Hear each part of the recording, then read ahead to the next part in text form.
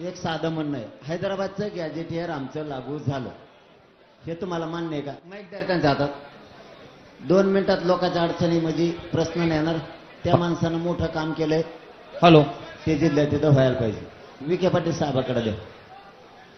विखे पाटील साहेब, आमचं हैदराबादचं गॅजेटियरची अंमलबजावणी झाली का? आपण अंमलबजावणी करण्यासाठी GR काढला आता. ओके.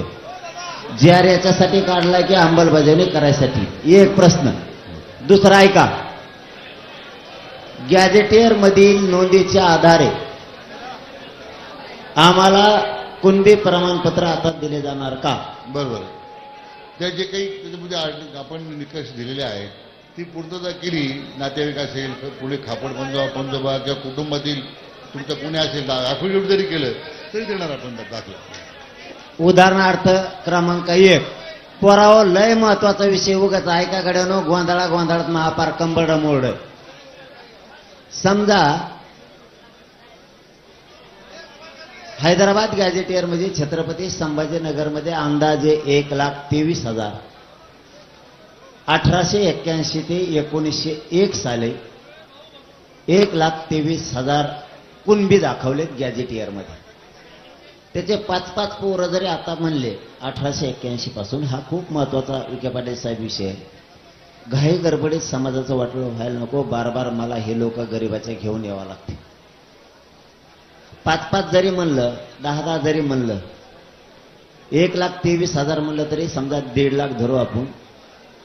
6 लाख मराठे छत्रपती संभाजीनगरमध्ये झाले. आत्ता गॅजेटियरचं असं म्हणणं आहे 1,23,000 कुणबी आहेत आणि सध्या छत्रपती संभाजीनगरमध्ये एक बी कुणबी नाही. मग कुणबी गेले कुठे? याचाच अर्थ 1,23,000 त्या काळाचे म्हणजे आत्ताचे 6 लाख मराठे हे सगळे कुणबी.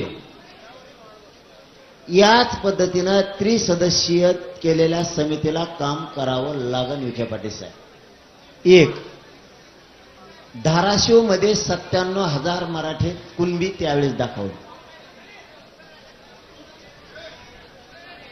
बीड मध्ये 1,12,000 दाखवले. त्यांचे 5-5, 10-10 म्हणलं तरी आता 5 ते 6 लाख मराठे झाले. मग ते जर कुणबी होते तर पहिले कुणबी गेले कुठं? मराठवाड्यातला मराठा हाच कुणबी आहे. विखे पाटील साहेब, हा आमच्यासाठीचा खूप महत्वाचा मुद्दा आहे. मराठवाड्यातले मराठे हेच कुणबी आहेत. या GRच्या माध्यमातून याच पद्धतीनं गॅजेटियर, कलेक्टर साहेब, तहसीलदार साहेब, नायब तहसीलदार साहेब, मुख्य प्राधिकरण याच्यावरती जो काम करणारे 2012चा कायदा, जो ओबीसी कायद्याला व्हॅलिड करतो, त्या कायद्याच्या नुसार तुमची त्रिसदस्यीय ही समिती यांच्याकडे सुद्धा हे गॅजेटियर विखे पाटील साहेब द्यावं लागणार आहे. बरोबर का ना? गॅजेटियर द्यावं लागणार आहे. आणि मग ते संबंधित त्या गावातले व्यक्ती, उदाहरणार्थ एका गावात 30 लोक आहेत, 1881, दातड काढणारांनो नाही तर निघा ना घरी. 30 लोक आहेत एका गावात 1881 ते 1901 मध्ये. आज एका 5-5 बी म्हणलं तरी 3-5 15, 150 लोक एका गावाचे. त्रिसदस्यीय समितीला असं काम करावं लागल. इथले मग कुणबी गेले कुठं? त्याचा अर्थ हेच कुणबी आहेत. अर्ज करावा. उदाहरणार्थ तुम्हाला पाहिजेच असेल तर, तू कुणबी आहे पण आज तू मराठा आहे, तुझा 7-12 दे, तुझा 7-12 दे.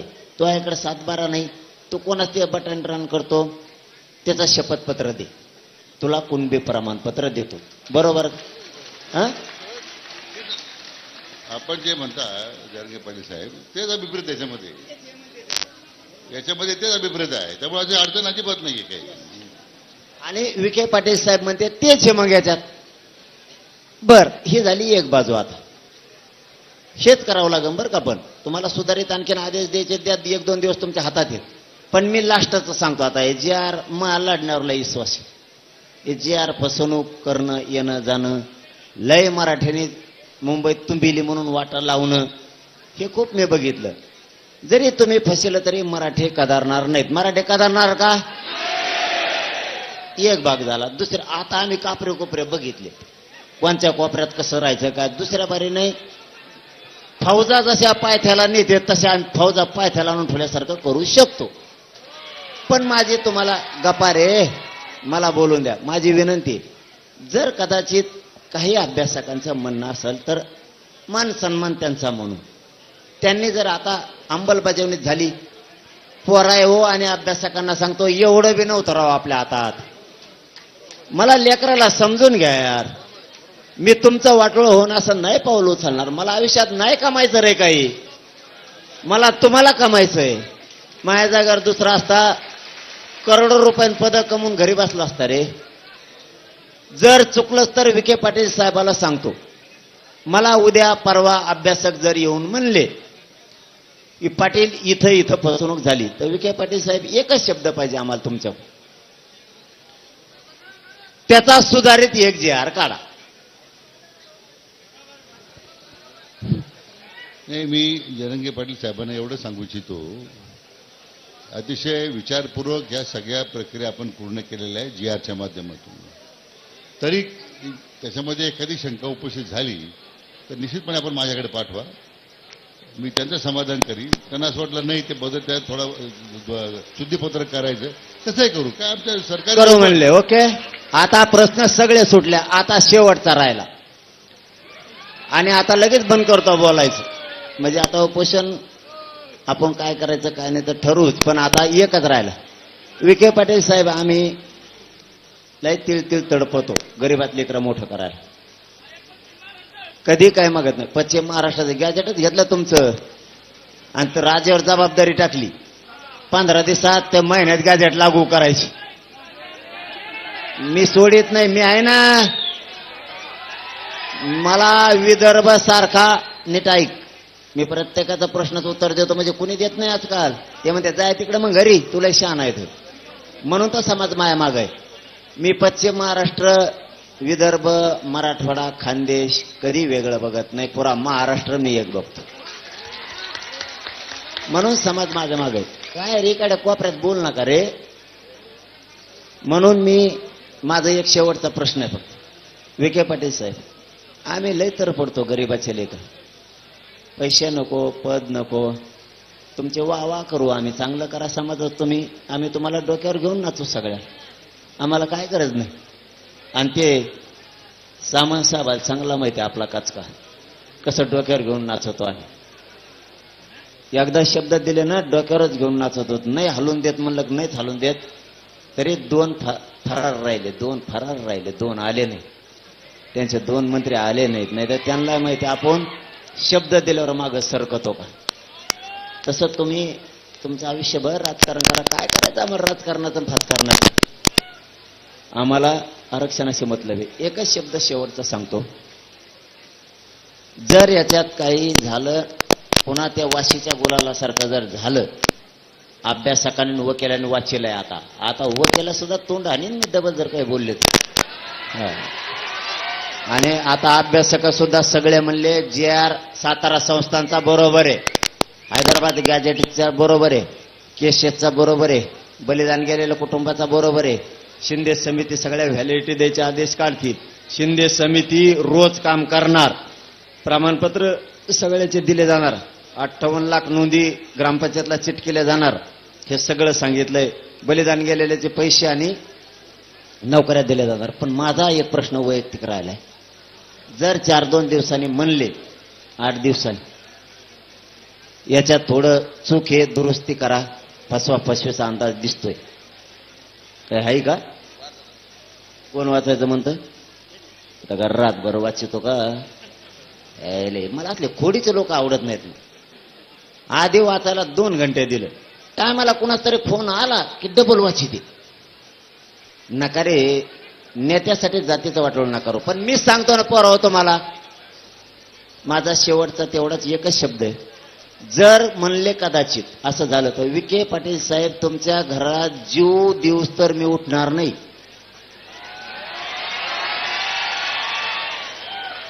मराठा समाजाचं वाटलं नको. आता असं महानशीब चांगलं आहे, अशा मंत्र्यांनी जी आर काढला की माझ्या टप्प्यातच आहे. मुंबईला येईन, दिल्लीला जाईन, टुपकन उठायचं आणि ती अजून बसायचं. आणि पोरावर जरी फसवणूक झाली तर तुम्हाला सांगतो, आपण हळूहळू करून 3 करोड मराठी आरक्षणात घातलेत. आणि आता पश्चिम महाराष्ट्र आणि मराठवाडा सगळा आरक्षणात घातलाय आपण पुरा.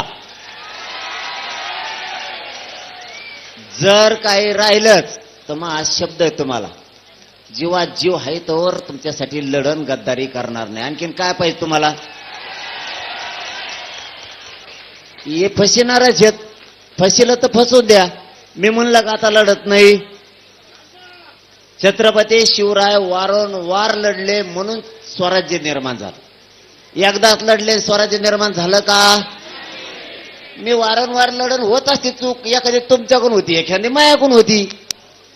कळालं तुम्हाला? आता तुमच्याकडून एखादी चूक होती, एखादी माझ्याकडून पण होती. झाली चूक तर आम्ही विखे पाटील साहेब दारात जाऊन बसून त्यांना सांगू याच्या सुधारणा करा, या समितीला आदेश द्या, त्या कलेक्टरांना सांगा गॅजेटियरच्या नोंदीनुसार मराठ्यांचे प्रमाणपत्र वाटप सुरू करा. किती दिवसापासून सुरू होणे वाटप?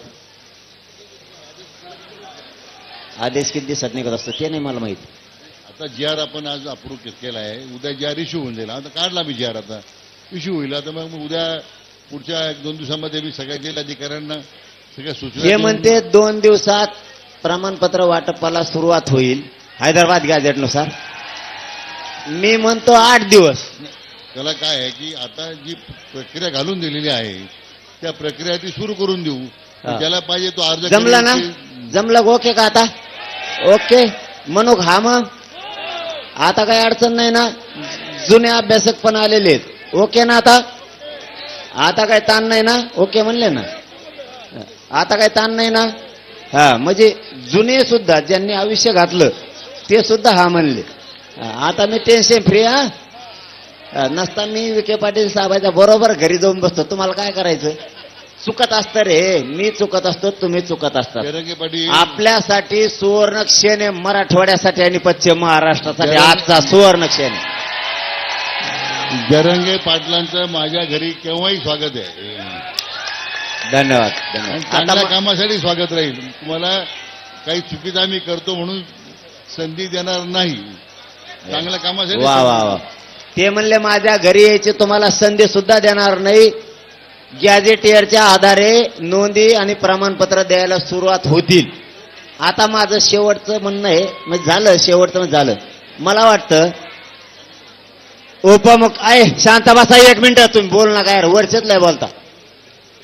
वरचे बंद करा, नाही तर खाली द्या ना फेकून यांना. मला असं वाटतं विखे पाटील साहेब, बाबाराजेजी साहेब, अगं सगळेच आले. गोरे साहेब, आमचे सामंत साहेब, ते तर आधीच गुलाल लावून आले. सरनाईक साहेब, दंड तुम्ही आमच्या गाड्यावर दंड टाकलाय. जर नाही माफ केला ना तुम्हाला धाराशिवला जाऊनच देत नाही आमच्या तिथून. माझी एक इच्छा आहे, सगळ्या जणांनी ऐका. मला वाटतं उपमुख्यमंत्री केलं काम सगळं विखे पाटील साहेबांनी. त्यांना श्रेय 100% दिलं आणि त्यांची मंत्रिमंडळाची टीम. पण माझी इच्छा आहे उपमुख्यमंत्री साहेब एकनाथजी शिंदे साहेब आणि उपमुख्यमंत्री अजितदादा पवार साहेब आणि मुख्यमंत्री फडणवीस साहेब यांनी उपोषण सोडायला यावं. तुमचं आमचं वैर संपलं. तुम्ही या नका येऊ, आमची इच्छा आहे. ते आपण आता माझी विनंती काय, आता आपण उपोषण सोडून घेऊ. शांत बसा पोराओ, शांत बसा. हे ऐका रे, शांत राहा. उपोषण आता माझी विनंती अशी आहे, ऐका ना रे साहेब काय म्हणते. नाही, आपण आता एक उपोषण सोडू आज आणि ही अंमलबजावणी आम्ही सुरू केली की एकदा माननीय मुख्यमंत्री दोन्ही नंतर मी उपमुख्यमंत्री- जवळ येऊन देत नसतो. माझं पूर्ण ऐकून घ्या ना, माझं पूर्ण ऐकून घ्या, सगळं काम तुम्ही माझं पूर्ण केलं. ऐकून घ्या. आता आपल्या म्हणण्याप्रमाणे सगळे जे आर आपण तुम्हाला दिलेले आहेत, निर्णय केलेत, निर्णय प्रक्रिया सुरू केली. माननीय मुख्यमंत्री देवेंद्रजी फडणवीस साहेबांनी खरं त्याच्यामध्ये फार प्रयत्न केले. त्यांनी मला अध्यक्ष केलं म्हणून मला हे करता आलं आणि म्हणून त्यांचा मी अतिशय आभारी आहे, कारण त्यांनी मला संधी दिली ही. आणि सातत्यानं गेले 3 दिवस ह्या सगळ्या माझ्या प्रक्रियेमध्ये माननीय मुख्यमंत्री सातत्यानं पाठपुरावा करतायत, माहिती घेतायत, मार्गदर्शन करतायत. तो फवा झाला माननीय उपमुख्यमंत्री एकनाथराव शिंदे साहेब आहेत, माननीय उपमुख्यमंत्री अजितदादा आहेत. हे दोघेही सातत्यानं ही प्रक्रिया पूर्ण करण्यामध्ये त्यांचं एवढं सहकार्य लाभलं म्हणून तर आम्ही इथपर्यंत आलोय जयरंगे पाटील साहेब. पण माझी विनंती काय आहे, हे अगोदर आपलं ठरलं नव्हतं, आता ते सगळे बाहेर आहेत. आपण जर आता उपोषण सोडलं तर माझं मत काय आहे की विनंती अशी आहे की मग मे बी एखाद्या दिवशी आपल्याला त्यांच्या सभेत भेटे घालून देऊ आपण एकदा आल्यानंतर. पण आता उपोषण सोडा अशी विनंती आहे. आमचं पोराव शांत बसणारे, आमचं म्हणणं एवढंच आहे, ते जरी आले तरी उपोषण आम्ही तुमच्याच हाताने सोडणार. ऐका ऐका ऐका, आमचं पण ऐका. आता तुमचं ऐकलं, आता आमचं पण ऐका. त्यांच्यात आमच्या मराठ्यात जी नाराजी आहे ती या निमित्ताने निघून जाईल म्हणून त्यांनी तिघांनी पण यावं. ते जर नाही आले तर ही नाराजी अशीच राहणार, हे पण सांगतो.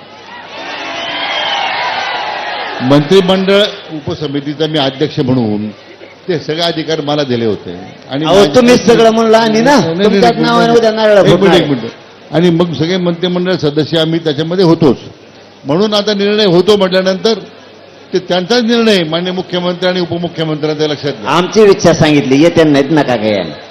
नाही मनोजजी, आमची सगळ्यांची विनंती आपल्याला एवढीच आहे की ज्यावेळी उपसमितीचे सदस्य म्हणून आम्ही काम करतो किंवा अध्यक्ष म्हणून विखे पाटील साहेब काम करतात, तर ज्या ज्या बैठका आमच्या होतात त्याची सगळी माहिती आम्ही मुख्यमंत्री आणि उपमुख्यमंत्र्यांना देतो. आज जो GR आम्ही सगळ्यांनी मिळून काढलाय, विखे पाटील साहेब इथे घेऊन आलेले आहेत, याला देखील माननीय मुख्यमंत्री देवेंद्रजी फडणवीस, माननीय उपमुख्यमंत्री एकनाथजी शिंदे आणि अजितदादांची संमती असल्यामुळेच आम्ही इथं आलेलो आहे. तर आमची सगळ्यांची, कारण आम्हाला उपसमिती करत असताना कॅबिनेट मंत्रिमंडळाचे अधिकार माननीय देवेंद्रजींनी ह्या दोघांनी दिले, त्याच्यामुळेच विखे पाटील साहेबांना हे करता आलंय.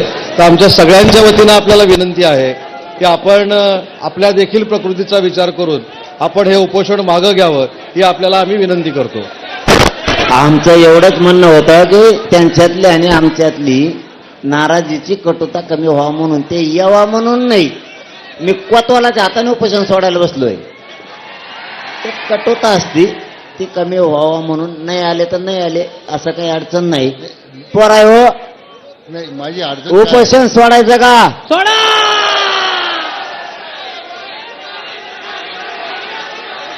सोडायचं का? फोनवर फिनवर नुसतं बोलत नाही.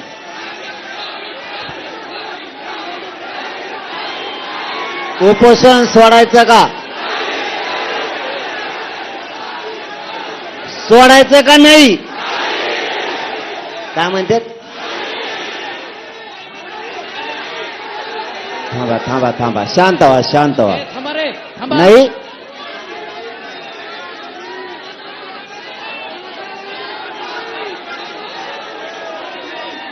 अरे तुम्ही नीट शांततेत सांगितलं तर नीट होईल, नाही तर फालतूपणा केला तर निघा घरी. मग नीट सांगा.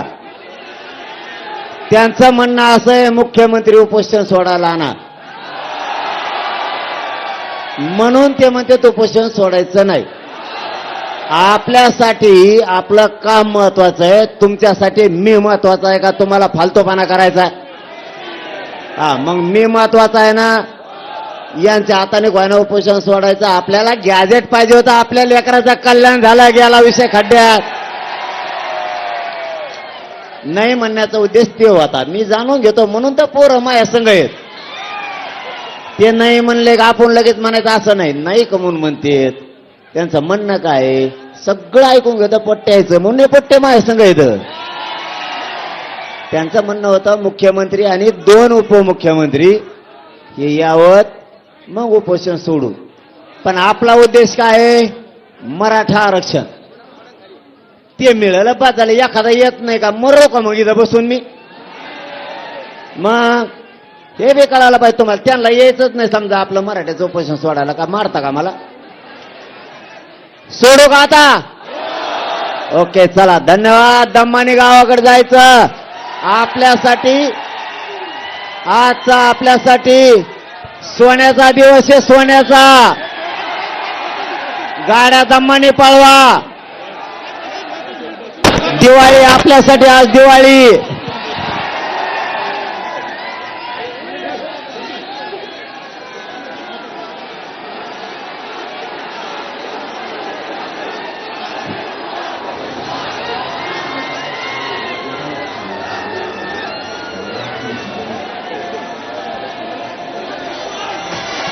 पोराओ एक मिनिट थांबा रे. पोराओ एक मिनिट थांबा. एक मिनिट. ए डीजे बंद करा रे. अरे डीजे बंद करा. एक मिनिट. एक विषय राहिला. परवा काय झालं मंत्री साहेब, लातूरला 2 पोरांनी परवानगी नाकारली म्हणून आत्महत्याचा प्रयत्न केला आणि एक शिवनेरीला देशमुख म्हणून, आणि काल इथं सीएसटीला 2 पोरांचे बळी गेले दाट्याने. त्यांना सुद्धा त्या आर्थिक मदत आणि नोकरीत घ्या. बस गरीबाचे लेकर आहे. जयंत पाटील साहेब, मी मुद्दाम बोललो नाही. आपल्या GR मध्ये उल्लेख आहे, माननीय मुख्यमंत्र्यांनी त्या दोन्ही कुटुंबाला जे अनुग्रह आपण इतर कुटुंबाला नोकरी देण्याचं ते मान्य केलं त्यांनी. आपल्या बलिदान गेलेल्या पोरायचं 2 सुद्धा. फक्त तुम्ही शांततेत सगळ्यांनी आपण आपल्या गावाकडे जायचं बरं का. शांततेत. मला दवाखान्यात राहावं लागणार आहे आता. मी निवांत येईन तुमच्या भेटीला. छत्रपती शिवाजी महाराज की, छत्रपती संभाजी महाराज की. लढाएंगे.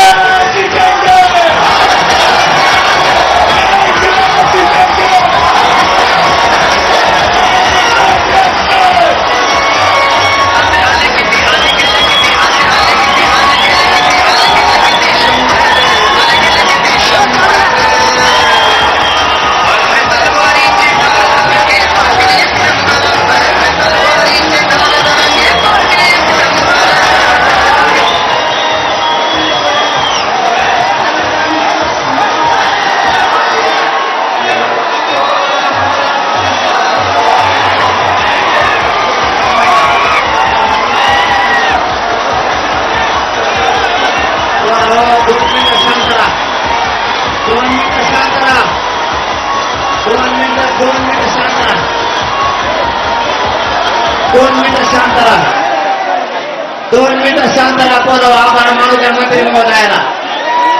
2 मिनिटं शांत राहा. शिवाजी महाराज की जय. भवानी जय. शिवाजी धर्मवीर संभाजी महाराज की. माननीय शिवदेय पाटलांचा. गणपतीची आरती होईल बरं का यांच्या आभार मानल्याच्या नंतर.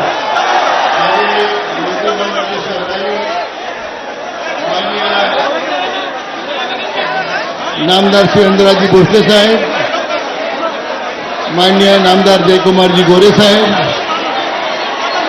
माननीय उद्योग मंत्री उदय सामंतजी, माननीय परिवहन मंत्री प्रतापराव सरनाईक साहेब, राणा जगदीशसिंग आमचे आमदार महोदय, आमचे खासदार चव्हाण साहेब, व्यासपीठावर सर्व या मराठा आंदोलनाला पाठिंबा देण्याकरता या उपस्थित सर्व माझे बांधव भगिनी, राज्यभरातून आलेले सर्व माझे मावळे, सर्व पत्रकार बंधू आणि उपस्थित मित्र, मी प्रथमतः राज्य सरकारच्या वतीने माननीय जयरंगे पाटील साहेबांचं मनापासून या ठिकाणी अभिनंदन करतो आणि आभार व्यक्त करतो की आपल्या या मराठा बांधवांच्या लढ्याचं नेतृत्व करताना अतिशय निस्पृह आणि निस्वार्थी पद्धतीनं त्यांनी आजचा हा दिवस आपल्या सर्वांना दाखवलेला आहे.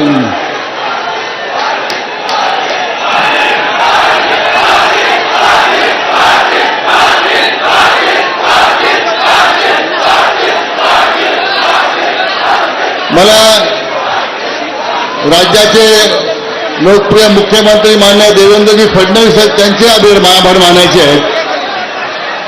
आपल्या राज्याचे दोन्ही उपमुख्यमंत्री मान्य एकनाथराव शिंदे साहेब आणि मान्य अजितदादा पवार साहेब त्यांचे या ठिकाणी आभार मानायचे आहेत. आणि या मंत्रिमंडळातील माझ्या उपसमितीमध्ये असणारे आमचे सर्व सहकारी, मग गिरीश महाजन साहेब आहेत, चंद्रकांत दादा पाटील, दादाजी भुसे, माणिकरावजी कोकाटे, आशिषजी शेलार, या सर्व आणि माझ्या या उपसमितीमध्ये कार्यरत असणारे आमचे सगळे अधिकारी, सामाजिक न्याय विभागाचे सचिव, विधवा न्याय विभागाचे सचिव, गृह खात्याचे सचिव, अन्य सर्व विभागाचे जे अधिकारी होते आणि सगळे कर्मचारी, त्यांनी अहोरात्र हे घडून आणण्यासाठी जे काही प्रयत्न केले त्या सगळ्या माझ्या अधिकारी आणि कर्मचारी बांधवांचा सुद्धा मी या निमित्तानं आभार व्यक्त करतो. माझ्या मंत्रिमंडळातील सर्व सहकाऱ्यांचा आभार मानतो की हा निर्णय करताना अतिशय एक दिलानं, एक मतानं हा निर्णय त्यांनी घडून आणला. आणि म्हणून मला वाटतं आजचा आपला दिवस आपल्याला ऐतिहासिक क्षण आपल्याला साजरा करता आला. राज्याचे मुख्यमंत्री मान्य देवेंद्रजी फडणवीस साहेब यांनी विशेष करून या सगळ्या प्रक्रियेमध्ये प्रत्येक दिवशी माझ्याबरोबर चर्चा केली, काय मार्गाने तो म्हणून मार्गदर्शन केलं. आणि मला वाटतं हे सगळं जे आरक्षण देणं या आजच्या निर्णयाच्या संबंधामध्ये जो विशेष पुढाकार राहिला, मला मनापासून आपल्या राज्याचे लोकप्रिय मुख्यमंत्री देवेंद्रजी फडणवीस साहेब यांचं मनापासून अभिनंदन करायचं आहे. शाळाच्या गजरात आपण त्यांचं अभिनंदन करावं अशी माझी विनंती आहे. त्यांना सहकार्य करणारे आमचे लोकप्रिय उपमुख्यमंत्री एकनाथराव शिंदे साहेब आणि लोकप्रिय उपमुख्यमंत्री अजितदादा साहेब पवार साहेब यांचं आपण शाळाच्या गजरात अभिनंदन करावं अशी माझी आपल्याला विनंती आहे. मी पुन्हा एकदा मान्य जरंगे पाटील साहेबांना मनापासून धन्यवाद देतो. हा जो आपला योद्धा आहे, योद्धा म्हणतो मुद्दा, शेवटी ही लढाई तशी सोपी नाही, सोपी नव्हती. मला वाटतं एक असा योद्धा आपल्याला मिळाला, समाजाला मिळाला, त्यातून समाजाचं जे परिवर्तन आहे ते झाल्याशिवाय राहणार नाही अशा प्रकारचा विश्वास या निमित्ताने मी व्यक्त करतो. आणि जरंगे पाटील साहेबांना मी आपल्या सगळ्यांच्या वतीने आश्वासित करू इच्छितो की आमच्या महायुती सरकारनं, आमच्या राज्य सरकारनं जे जे आश्वासन आपल्याला या GRच्या रूपानं दिलेलं आहे ते सगळे आश्वासन निश्चितपणे आम्ही पूर्ण करून दाखवू अशा प्रकारची खात्री करण्यासाठी आपल्याला देतो. मनापासून आपलं अभिनंदन करतो. माझी सगळ्या मराठी बांधवांना विनंती आहे की राज्याच्या कानाकोपऱ्यातून या ठिकाणी आलेले आहेत, आपण अतिशय शांतप्रिय आहात, शांततेच्या मार्गाने आपण परत घरी जायचं आहे. पुढे अनुचित प्रकार घडणार नाही याची आपण काळजी घ्यायची आहे.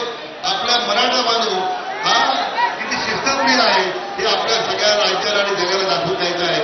तुमच्या सगळ्यांच्या असीम प्रयत्नातून, त्यागातून आज हे मिळालेलं जे यश आहे, मान्य जरंगे पाटलांच्या नेतृत्वाला मिळालेलं जे यश आहे, ते यश हे आपल्या सगळ्यांना अधोरेखित करायचं आहे.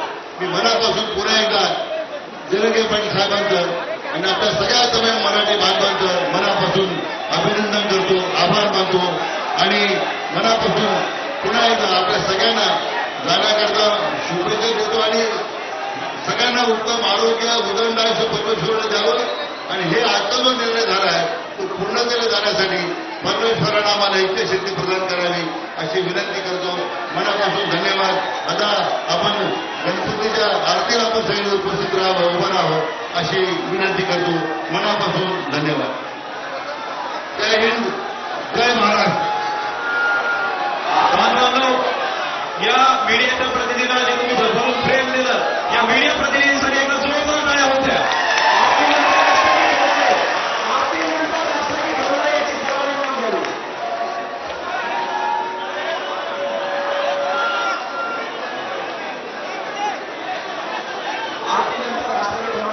आरतीची तयारी करा.